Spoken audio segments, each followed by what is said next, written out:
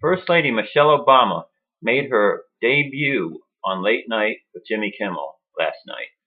This was her first time on this show. She's no stranger to the late night circuit. She's done Leno and Letterman several times. However, Jimmy Kimmel now has the First Lady on his show, and they made it a memorable one. It started out with a skit. Jimmy Kimmel is laying there peacefully in his bed, just sleeping.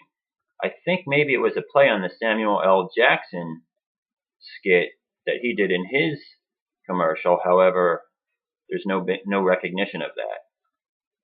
So anyway, Kimmel's sleeping in his bed peacefully. The First Lady barges in with a bullhorn, and she's waking Jimmy up, encouraging him to get up and get out and vote early.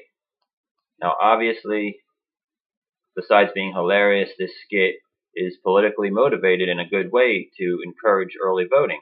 If you look at the early voting that's taken place so far in Ohio and Florida and various other states, you see that the president, as Democrats normally do, has a 2-to-1 advantage, a 2-to-1 ratio over Romney. So the more they can stack the deck before we even get to November the 6th, the bigger lead you have going into that day. I think that momentum could help carry you over.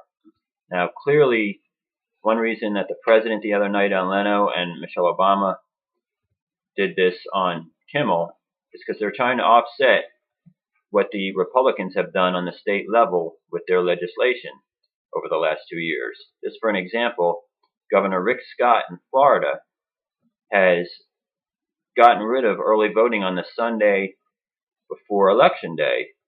So what does that do? It takes away a long-standing tradition by black churches. They call it Souls to the Polls.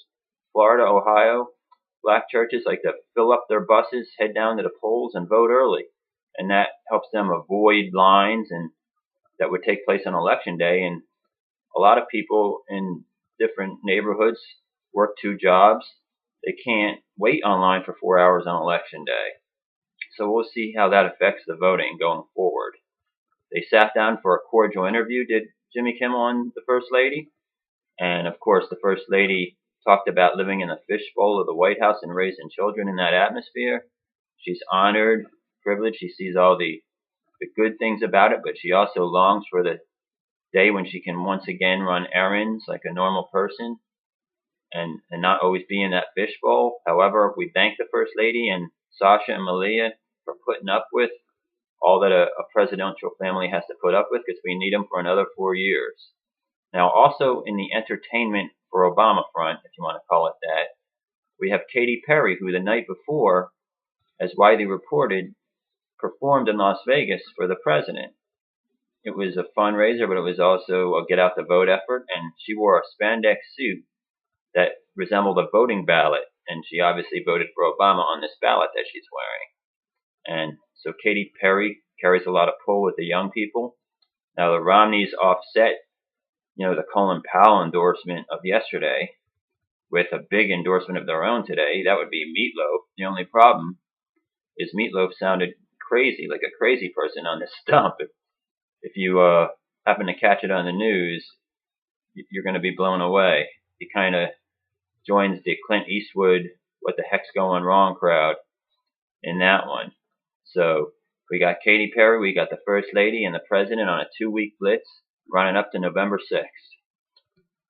Let's not look back now. We can't let Romney get elected.